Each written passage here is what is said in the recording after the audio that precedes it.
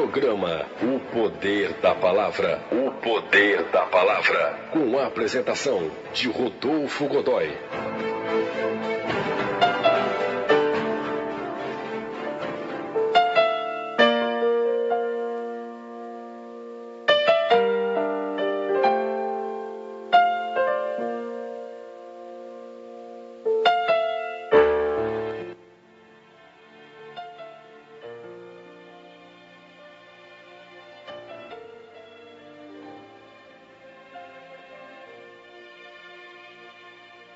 O texto que nós vamos ler está no livro de Juízes, capítulo 11, verso 30 até o 40. Diz o texto: E Jefté fez um voto ao Senhor e disse: Se totalmente deres os filhos de Amon na minha mão, aquilo que saindo da porta da minha casa me sair ao encontro, voltando eu dos filhos de Amon em paz, isso será do Senhor, e o oferecerei em holocausto. Assim Jefté passou os filhos de Amon a combater contra eles. E o Senhor os deu na sua mão, e os feriu com grande mortandade, desde Aroer até chegar a Minite, 20 cidades, e até Abel, Queramim. Assim foram subjugados os filhos de Amon diante dos filhos de Israel. Vindo, pois, Jefté a Mispa, a sua casa, eis que a sua filha lhe saiu ao encontro, com adufes e com danças, e era ela só, a única, não tinha outro filho nem filha. E aconteceu que quando a viu, rasgou as suas vestes e disse: Ah, filha minha, muito me abatestes e és dentre os que me turbam, porque eu abri a minha boca ao Senhor e não tornarei atrás. E ela lhe disse: Pai meu, abriste tu a tua boca ao Senhor, faze de mim como saiu da sua boca, pois o Senhor te vingou dos teus inimigos, os filhos de Amon. Disse mais a seu pai: Faz-me isto, deixe-me por 2 meses que vá e desça pelos montes e chore a minha virgindade, eu e as minhas companheiras. E disse ele: Vai. E deixou-a ir por 2 meses. Então foi-se ela com as suas companheiras e chorou a sua virgindade pelos montes. E sucedeu que ao fim de 2 meses tornou ela para o pai, o qual cumpriu nela o seu voto que tinha feito. E ela não conheceu varão. E daqui veio o costume em Israel, que as filhas de Israel iam de ano em ano a lamentar a filha de Jefté, o gileadita, por 4 dias no ano. Livro de Juízes, capítulo 11, verso de 30 a 40.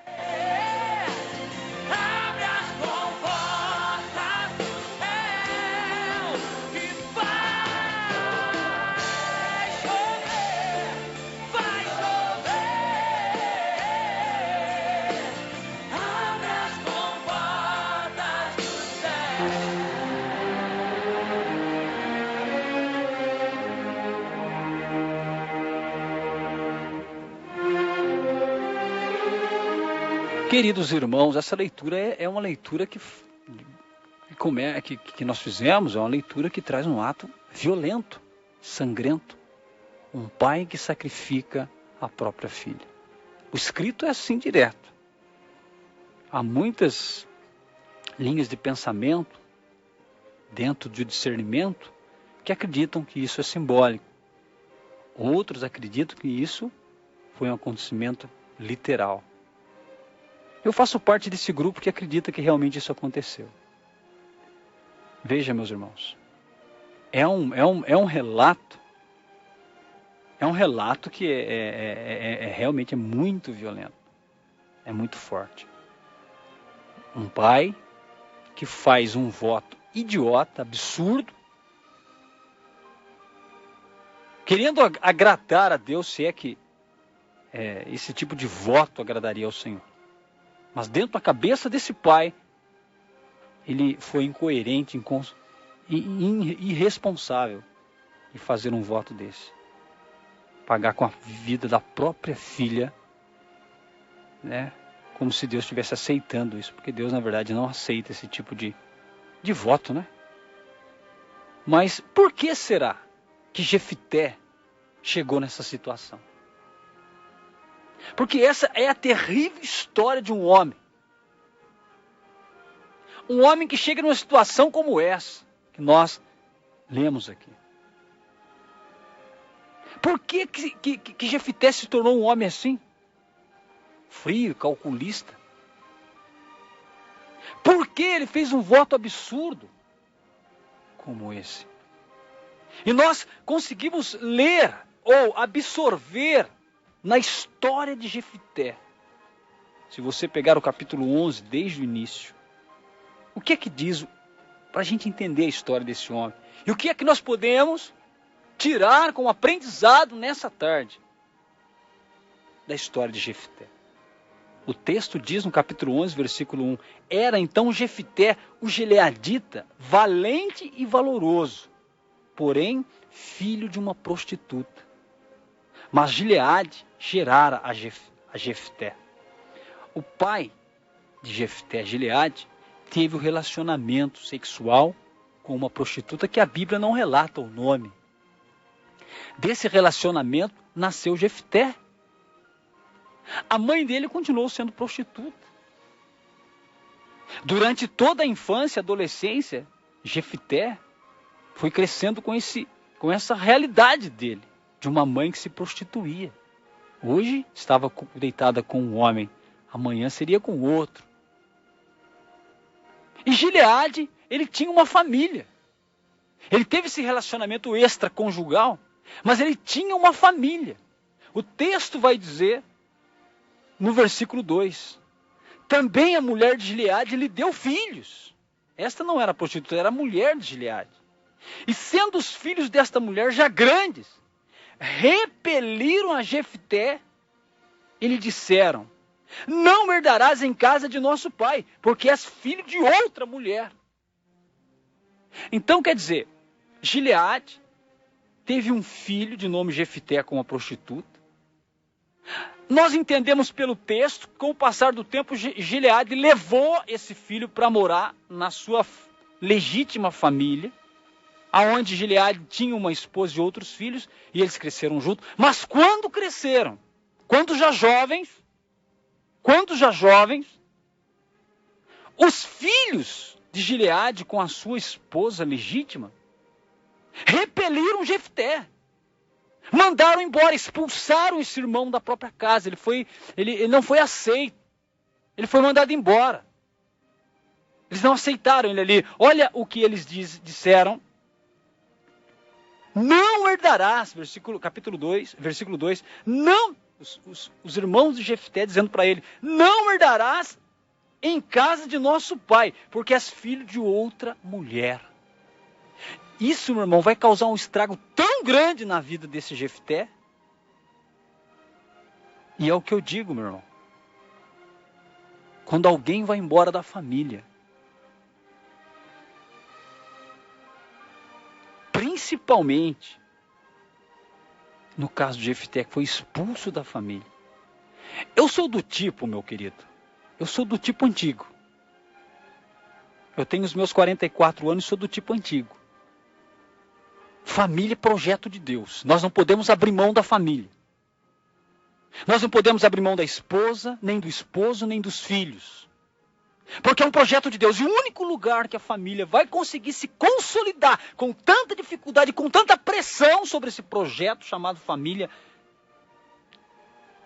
no estilo bíblico desse projeto, porque hoje se criou vários conceitos de família. Existe família de tudo quanto é jeito, para tudo quanto é gosto, mas o conceito bíblico de família é esse.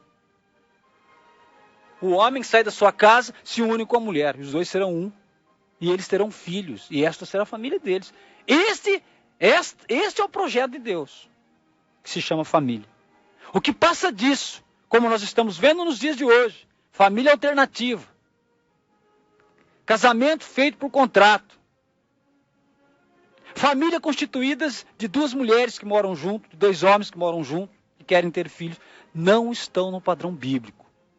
E eu estou falando aqui do padrão bíblico de família. Jefté, ele foi abandonado da sua família, ele foi mandado embora, ele não foi aceito. E ele vai. No versículo 3 diz assim: então Jefité fugiu de diante dos seus irmãos e habitou na terra de Tobi. E homens levianos se ajuntaram com Jefité e saíam com ele. Olha o perigo. Ele podia estar com seus irmãos, poderiam ser aceitos pelos irmãos. Ele não teve culpa desse relacionamento que o pai dele teve com essa prostituta. Ele não teve culpa. Mas os filhos, os seus irmãos não aceitaram e o mandaram embora. Ele saiu repelido, com aquela sensação de que não foi aceito. Não só com a sensação, mas com a certeza, ele não foi aceito ali. E ele fugiu. Ele foi para um outro lugar. E lá pessoas de má índole se agruparam com ele. É bom nós prestarmos atenção que nisso também tem a mão satânica. Satanás, ele procura corações cheios de mágoa, corações cheios de rancor, corações que não foram transformados pelo poder de Deus, e ele se instala ali. Então Jefité é rodeado por homens que tenham uma situação parecida. Homens levianos, homens maldosos, se juntam a ele e começam a sair com ele. Querido, você sabe com quem seu filho anda? Com quem sua filha anda? Você interfere na educação e no crescimento deles, independente da idade que eles têm? Porque isso é função de pai e de mãe. Se existem muitos filhos e filhas perdidos por aí, na maioria dos casos, foi porque o pai e a mãe não esquentou a cabeça. Deixou de qualquer jeito. Eu sei que dependendo da idade do seu filho, da sua filha, você interferir naquilo que eles acham que é bom para eles, mas que está fora do padrão bíblico, e por isso o pai e a mãe precisam ser pessoas de Deus. Porque para constituir família, você precisa entender que você está dentro de um projeto que Deus criou.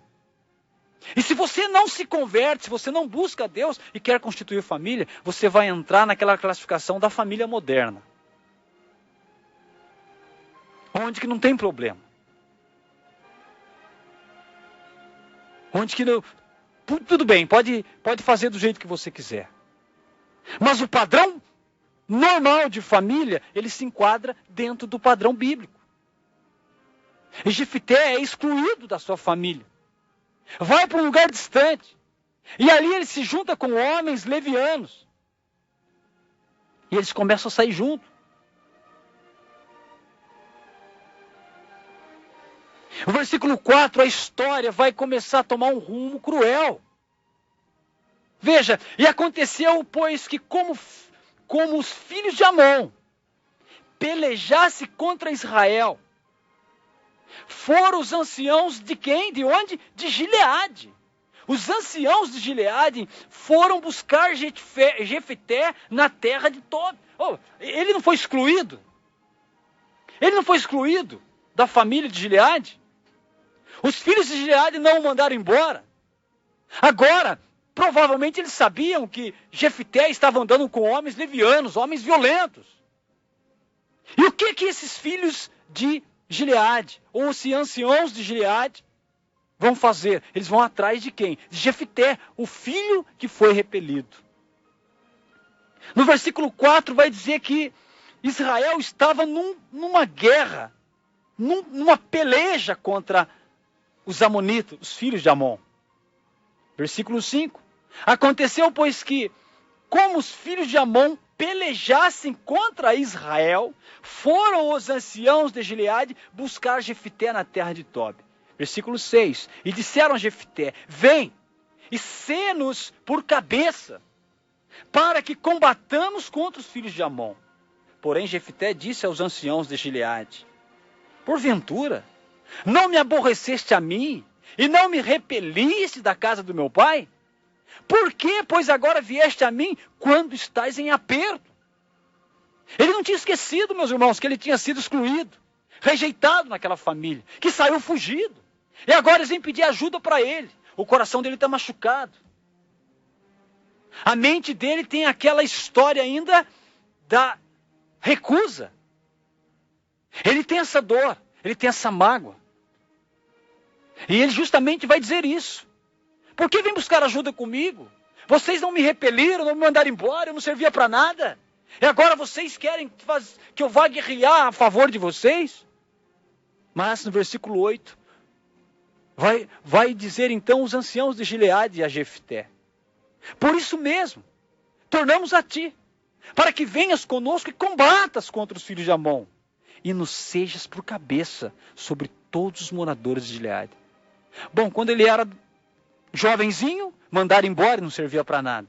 Se juntou com homens levianos. Ele andava com homens levianos. Provavelmente a sua fama era conhecida naquela região. Agora os anciãos de Gileade vêm buscar ele e faz uma proposta indecorosa. Se combateres conosco, serás o nosso chefe. Então, versículo 9, Jefté disse aos anciãos de Gileade: se me tornardes a levar para combater contra os filhos de Amon, e o Senhor nos der diante de mim, então eu vos serei por cabeça? Eu vos serei o vosso chefe? E disseram os anciãos de Gileade, no versículo 10, a Jefté: o Senhor será testemunha entre nós, e assim o faremos conforme a tua palavra. Assim Jefté foi com os anciãos de Gileade, e o povo o pôs por cabeça e príncipe sobre si. E Jefté falou todas as suas palavras perante o Senhor em Mispa. Eu não sei se você entendeu, meu querido. Estava acontecendo aqui algo tenebroso.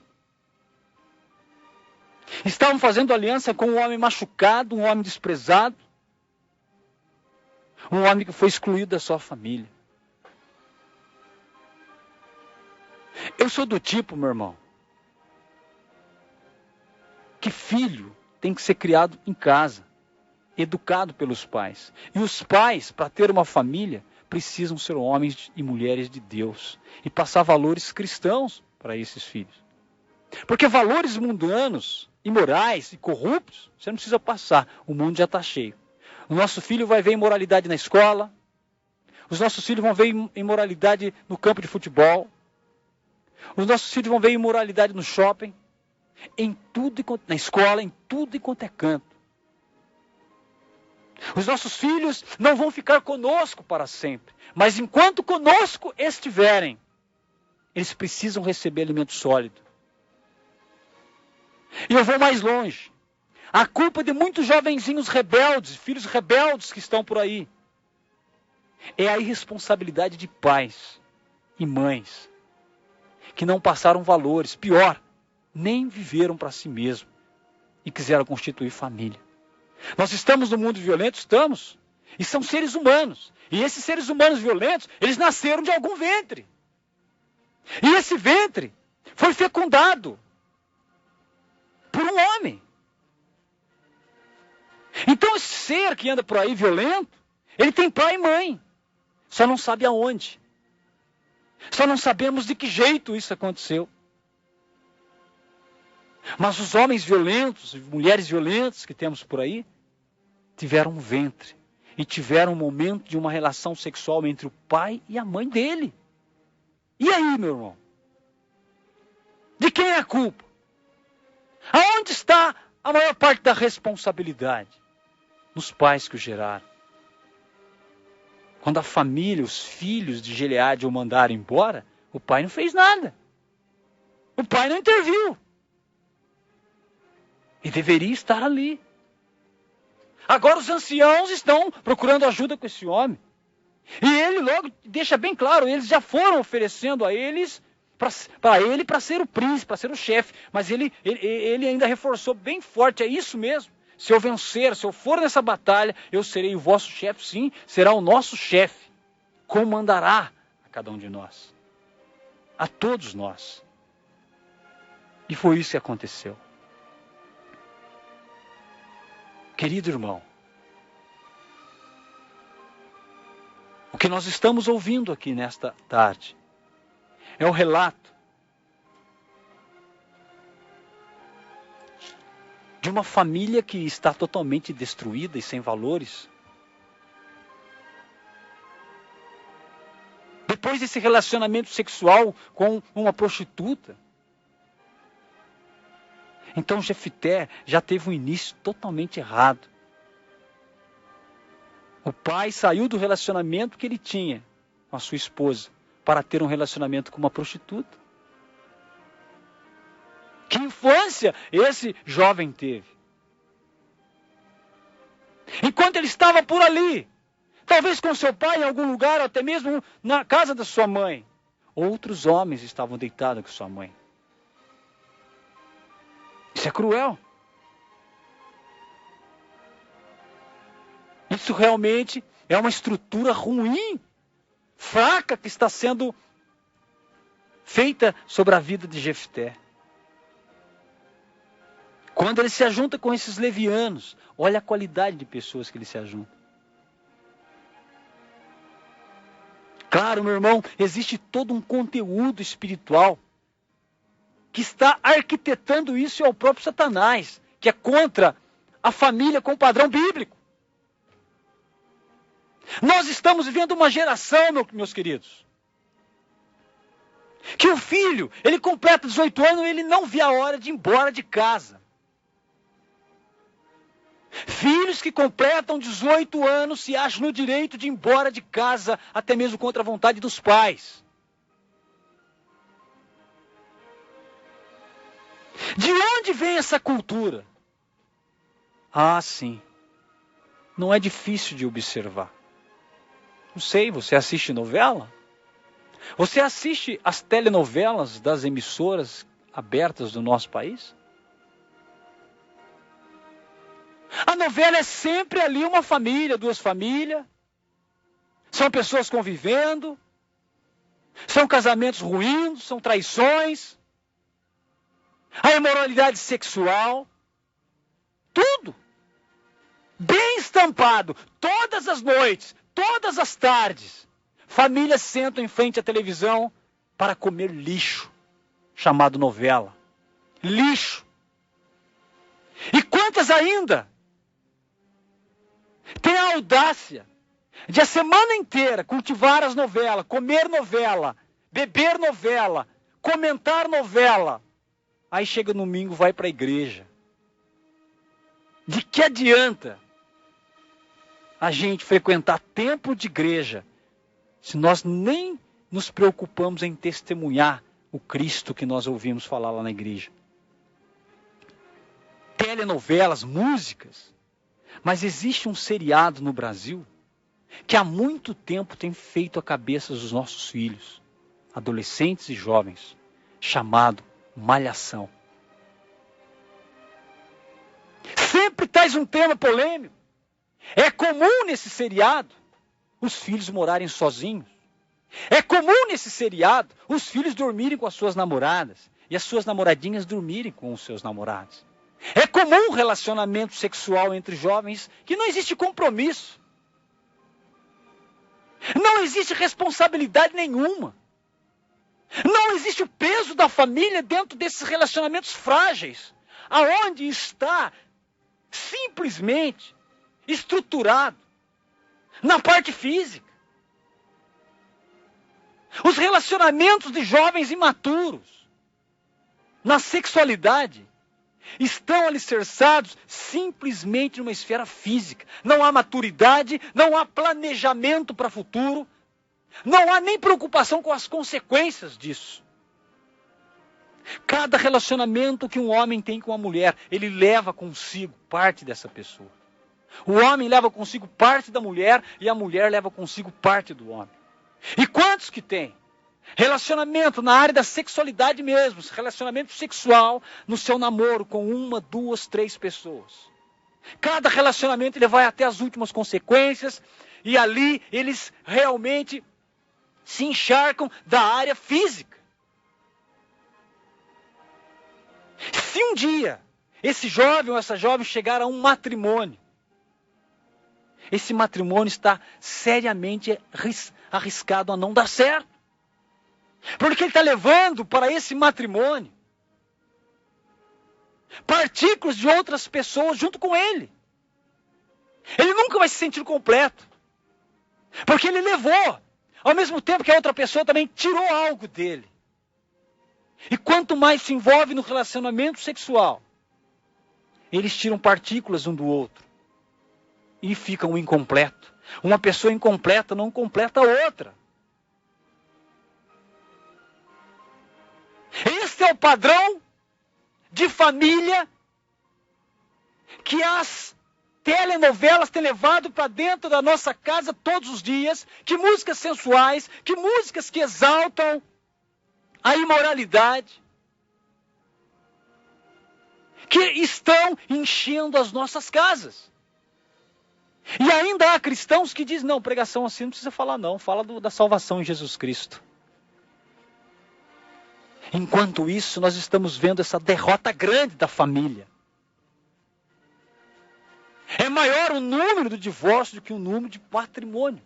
Agora, cresce assustadoramente a união ilícita, a união sem compromisso, do namoro que termina sempre na cama, de um namoro que visa só a área física, de um namoro que não consegue olhar para outra pessoa como obra de Deus, mas simplesmente como um objeto de desejo que vai saciar o meu desejo. De ambas as partes. Assim o menino muitas vezes olha para a menina e a menina olha para o homem, para o menino. Mas não está só na área da juventude. Isso está acontecendo também com as pessoas mais velhas, que saem dos seus relacionamentos de matrimônio para encontrar relacionamentos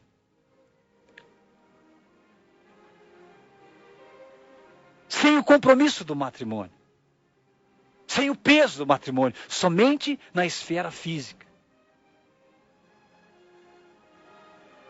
Meu querido, Jefité estava numa situação sem estrutura nenhuma. E quantos filhos que nascem nesses relacionamentos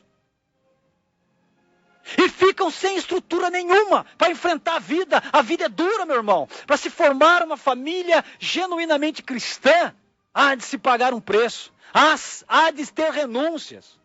Mas tem gente que não quer. Quer ter família, quer ter uma vida sexual ativa, mas não quer compromisso com Deus. Não quer formar pessoas com caráter cristão. Então você não pode entrar no grupo chamado família, porque família é projeto de Deus, meu querido. Jefité estava sem estrutura. E no momento que ele estava sem estrutura, repelido, tirado do meio dos seus, ele encontra pessoas que o querem. São pessoas más, levianas. Jefité volta para Gileade. Ele volta como chefe. E ele até tem a sua vida espiritual, a sua vida religiosa. Ele pede para Deus abençoar a sua vida. Ele pede para Deus dar vitória a ele.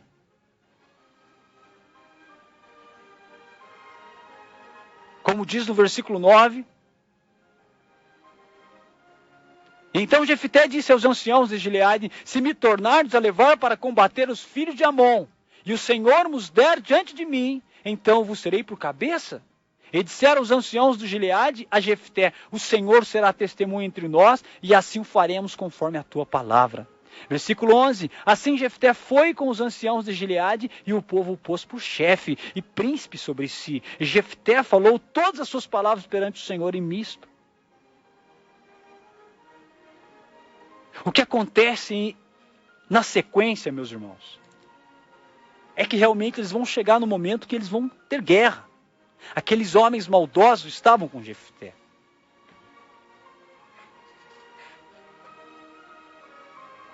Jefté vê a oportunidade de provar para os seus irmãos que ele tinha valor, que ele não é qualquer coisa, que ele não podia ser despejado dessa forma. Ele aceita. Ele vai provar para os seus irmãos que ele não é um Zé Ninguém, não. Ele não devia ser enxotado da sua família. Jefté se torna um homem violento. E ele volta para comandar. E o texto vai dizer, meus irmãos, o texto vai dizer que Jefté faz um voto ao Senhor. E disse: se totalmente deres os filhos de Amon na minha mão, aquilo que, saindo da porta da minha casa, me sair ao encontro, voltando eu dos filhos de Amon em paz, isso será do Senhor, e oferecerei em holocausto. Esse era o voto que ele fez ao Senhor. Quando eu voltar da batalha, se o Senhor me der a batalha em minhas mãos, aquilo que sair da porta da minha casa, para me abraçar, para me encontrar, eu oferecerei ao Senhor em holocausto. Ah, mas então Deus abençoou ele e ele fez o holocausto. Ele não pensou que tinha filha? Que tinha família? Ele não pensou nisso.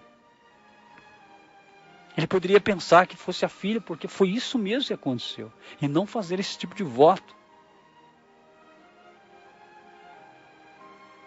Olha o final que termina tudo isso. Quando ele viu a sua filha correndo ao seu encontro, ele chorou. Mas ele tinha feito um voto ao Senhor. A Bíblia diz que ele realmente cumpre esse voto. É uma coisa tremenda, violenta demais. Nós que somos pais, olhamos para esse texto com um olhar assim bem assustador. Mas o texto diz que ele cumpriu o seu voto. Alguma coisa Deus quer nos ensinar com isso, meu irmão. Família sem estrutura. Eu quero mais além. Quantas vezes nós estamos sacrificando o nosso filho quando nós não sabemos dizer não a eles? Quantas das vezes nós sacrificamos os nossos filhos quando nós não conseguimos passar para eles os padrões bíblicos de como deve ser um ser humano? Quantas vezes nós sacrificamos os nossos filhos quando nós não abrimos os olhos dos nossos filhos dizendo para eles, olha, tudo isso que você tem vontade de fazer, um dia vai passar. Até você vai passar, meu filho. E um dia nós teremos que prestar conta para Deus. Pensa bem se o que você está querendo fazer é para honrar o nome de Deus ou é para vangloriar na sua carne.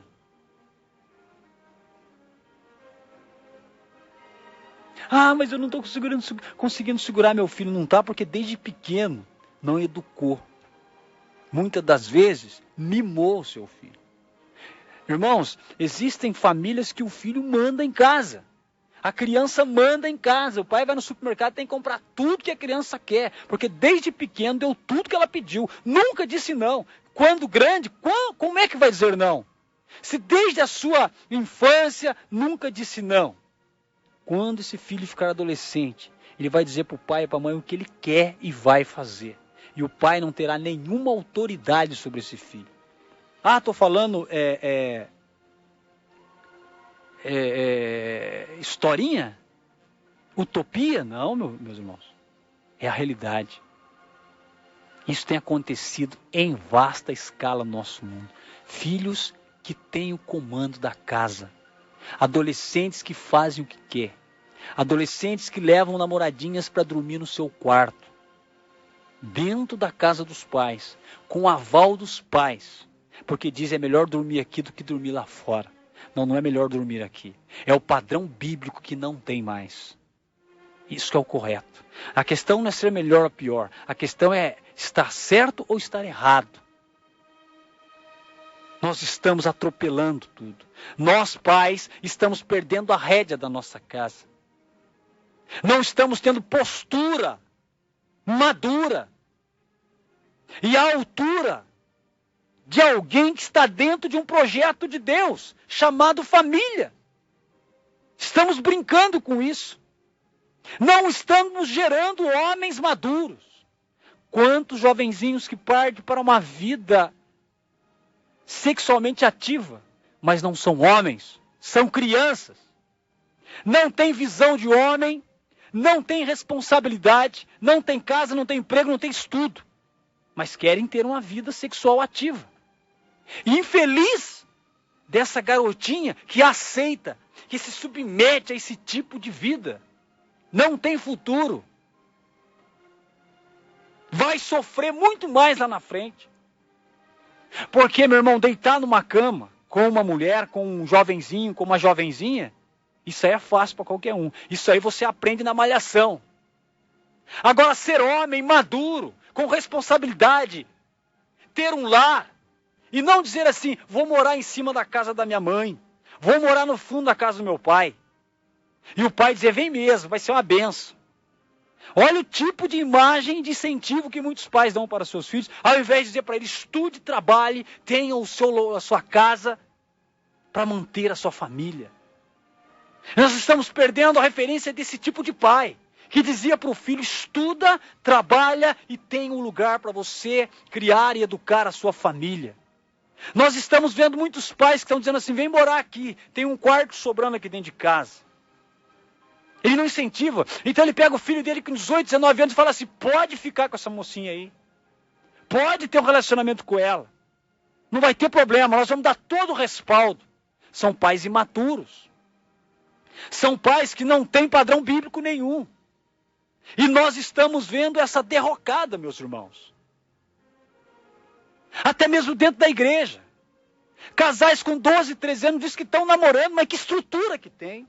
Se nós pegarmos a palavra de Deus e olharmos minuciosamente, a Bíblia diz que o homem deixará o seu lar e se unirá à sua mulher.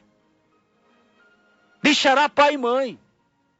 Mas não fala o adolescente, não fala o jovenzinho, fala o homem. E essa palavra homem significa não só na idade, também na idade, mas principalmente na maturidade. Um homem não pensa como um jovenzinho, como um adolescente. Um homem tem propósito. Um homem tem responsabilidade. Mas nós estamos perdendo isso. Por isso eu disse no início dessa mensagem. Eu sou meio atrasadão no que diz sentido da família. Eu sou do tempo antigo. Porque até mesmo eu sofri muito por não ter uma formação nesta área quando comecei o meu namoro com a minha esposa. Mas graças a Deus, eu já tinha Deus no meu coração. E eu tive contato com pessoas que tinham uma visão de casamento. E me passaram coisas que eu não sabia. E isso me ajuda até nos dias de hoje. Mas quantos estão partindo para a área da sexualidade? Eu sei fazer sexo, então eu posso me casar. Mas, meu querido, quem disse que sexo é o alicerce de um casamento? Ele tem a sua importância. Ele tem o seu valor. Mas ele não é o alicerce do casamento.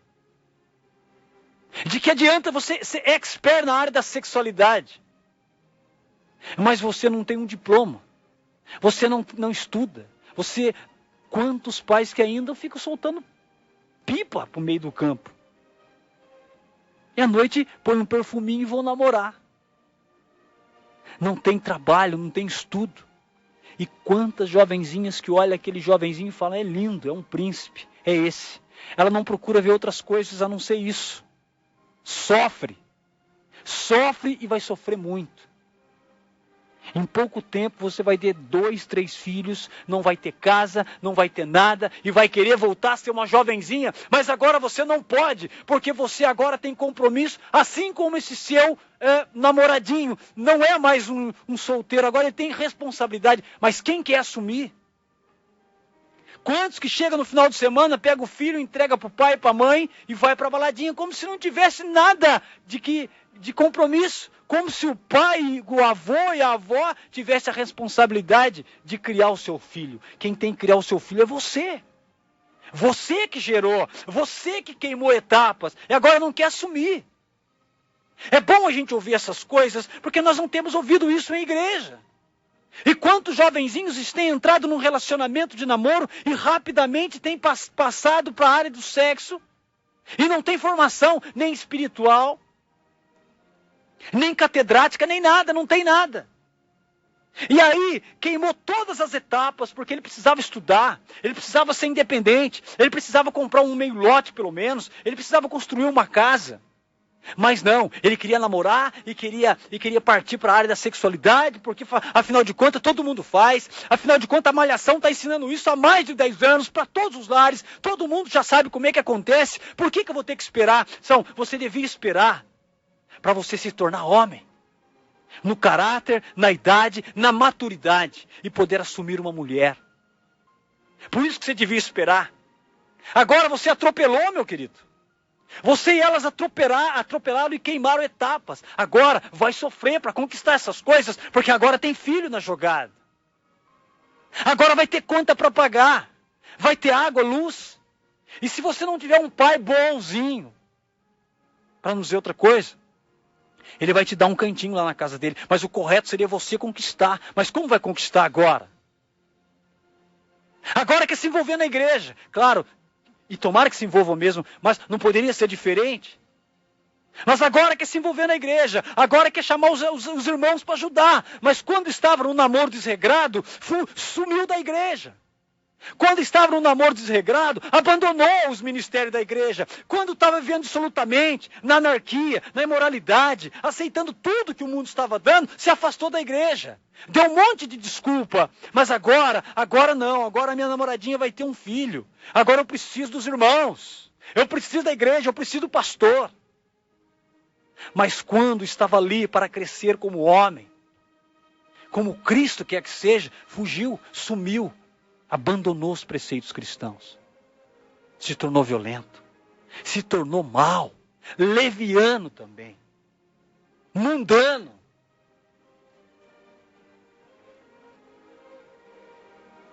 Essa história nos ensina que a família é o melhor lugar. Que ninguém deve sair da família. Que essa modinha de filho e morar sozinho não tem aprovação de Deus. Essa modinha de filho querer ser independente e viver dissolutamente não tem aprovação de Deus. E eu não estou querendo dizer com isso, que com essa mensagem que eu estou levando hoje, que isso vai mudar. Infelizmente não vai. Isso vai continuar acontecendo cada vez mais. Mas eu posso, em nome de Jesus, dizer: se você tem esse desejo e ainda não o fez, reflita. Se você anda pensando dessa forma, mas ainda não fez, reflita se isso tem aprovação de Deus. Porque se não tem, meu irmão, desculpa, Deus não vai colocar a mão na sua vida. A hora que você estiver vivendo absolutamente, você vai colher da semente que você está plantando. E vai ser infeliz. Porque não tem a bênção do Senhor. Viver vida dissoluta, meu querido, não adianta falar graças a Deus, não adianta falar eu estou bem. Uma hora ou outra você vai sentir o peso da falta da bênção de Deus, porque está vivendo dissolutamente, está vivendo longe dos caminhos do Senhor. Deus não vai te abençoar, porque Ele estaria contradizendo os princípios da sua palavra. Se você se assenta na roda dos escarnecedores, como Deus vai te abençoar?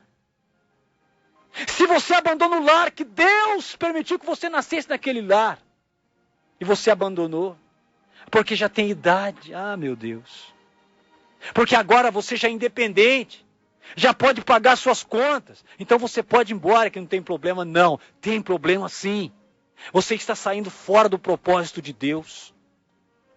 Você está dizendo que a tua família não é tão boa e que uma vida lá fora, distante da presença de pai e mãe, ela é muito melhor. Você está abandonando padrões bíblicos para viver num padrão mundano. E como Deus vai te abençoar? Como Deus vai estar na tua vida se você fechou a porta para o Senhor? Se você saiu fora do projeto dele? Então, como eu disse, eu não estou trazendo essa mensagem dizendo que isso vai revolucionar o mundo. Depois que o Rodolfo falou no programa dele lá, mudou tudo, revolucionou o mundo. Não estou dizendo isso porque isso não vai acontecer. Eu não sou cético ao ponto de achar que isso vai acontecer. Mas eu posso, em nome de Jesus, dizer que talvez você está precisando ouvir isso, para a sua ficha cair. Para você pensar um pouco no plano que Deus tem para você, se você estiver dentro do plano dele. Para você pensar um pouco em tudo que você vai perder, se você estiver fora do plano dele. É sobre isso que eu queria dizer. De fato, Jefité ganhou a batalha. Jefité voltou como chefe. E Jefité sacrificou a sua filha, a sua única filha, porque fez um voto idiota, sangrento, queria oferecer sangue ao Senhor. As pessoas oferecem animal, eu vou oferecer vida. Só que ele não pensou que fosse a vida da própria filha. E ele o fez. Tamanho era o seu coração. Ah, mas isso é simbólico, tudo bem, mas foi escrito que ele fez. E a gente entende que se foi escrito que ele fez, é para a gente entender que era um homem de coração frio. Era um homem que não tinha misericórdia. Era um homem que tinha um passado de desprezo da sua própria família. Viveu longe com pessoas levianas. Que Deus possa nos levar pelo caminho do discernimento, do entendimento. Porque a sua maior vitória, que foi a vitória de Jefté, ele teve êxito, ele conquistou. Talvez você está tendo êxito, você está conquistando coisas, tem casa, tem carro, tem um bom emprego, um bom salário, mas você está sacrificando os seus filhos, porque você não os educa do jeito que Deus pediu, do jeito que Deus ensinou. Sacrifica, dando a eles a liberdade que eles querem ter. Você sacrifica seu filho, mesmo tendo bens materiais, dando tudo para ele de última geração. Você sacrifica seus filhos quando você não dá Deus para eles. Deus não se agrada disso, meu irmão. E sabe o que vai acontecer? Se o seu filho não tem nada de substância espiritual, o dia que ele tiver um filho ou uma filha, ele não vai ter nada para passar. E vai se tornando um problema, uma bola de neve, que não tem solução. Aí eu te pergunto, não sei como está a tua família, não sei como você é pai e mãe, não sei até que ponto você chama teus filhos para conversa, porque tem conversa que é dura, meu irmão. Tem conversa que você tem que falar não e não tem a minha bênção, não tem a minha autorização. E filho vai ficar beiçudo e bicudo com você. E você tem que ser ponta firme, porque se você estiver alicerçado na palavra, saiba de uma coisa: a tua palavra tem autoridade de Deus quando você está na palavra. Então você tem o direito e o dever de muitas vezes dizer para o seu filho: ó, isso está legal, vai em frente, esse é o caminho. E outras vezes é não. Olha para mim, filho e filha, não. Você não vai fazer.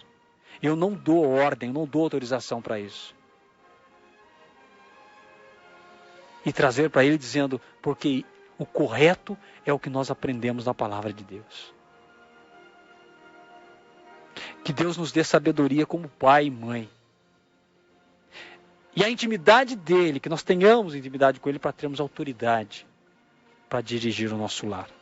Caso contrário, meu irmão, o que nós estamos vendo lá fora, o que nós estamos vendo e dizendo assim, está acontecendo naquela família, amanhã ou depois, vai cair a ficha e você vai falar, está acontecendo na minha também. E aí vai ser muito mais difícil o conserto. Porque pode ser que por muito tempo isso já está acontecendo e você não se deu conta, sabe por quê? Está preocupado com o trabalho, está preocupado com a hora extra, está preocupado em ficar rico, está preocupado em ter bens materiais e não se preocupou em investir na maturidade dos seus filhos, de dar uma boa educação, de acompanhar, de perguntar, de saber onde está, mesmo que ele não queira responder. É obrigação tua, pai, tua, mãe, de influenciar a vida dos seus filhos, de tirá-los dessa garra, desse mundo profano e imoral que está aí fora, que tem sido arquitetado por Satanás. O mundo está sendo arquitetado por Satanás para destruir o que Deus projetou. E o mais sublime, quando Deus disse ao primeiro casal, crescei e multiplicai-vos. Projeto de Deus. O homem deixará a sua casa e se unirá à sua mulher, serão uma só carne. Projeto de Deus. O que passar disso virá imoralidade, não tem a mão do Senhor. Cuida da sua família, lute por ela, vá até as últimas consequências. Se no final você não conseguir, você vai dizer, Senhor, eu fiz, eu fui, eu corri, eu chorei, Eu lutei. Eu renunciei muitas coisas por ele. Não consegui, mas eu fiz a minha parte. Não se omita. Não seja um pai omisso. Não seja uma mãe omissa. Ah, Deus abençoe. Cuidado, hein? Não vai se engravidar. Não seja omissa. Não seja omisso. Com quem seu filho anda, com quem sua filha anda. Você já procurou saber? Ou é omisso? O omisso vai colher fruto de quem é omisso. Por isso, em nome de Jesus, eu peço que cada pessoa que se porventura tiver ouvindo essa mensagem, que o Senhor possa dar sabedoria, discernimento, principalmente a pai e para a mãe, mas também para filho que está vivendo essa situação de rebeldia. Você não está rebelando só contra seu pai e contra sua mãe. E olha, a Bíblia diz que você precisa honrar seu pai e sua mãe. Mas você está desonrando ao próprio Deus. Se Deus permitiu que você nascesse nessa família, cuidado para você não estar desonrando o próprio Deus. Que Deus nos abençoe e nos guarde. E nos ensine a glorificá-lo com as nossas vidas, em nome de Jesus. Amém.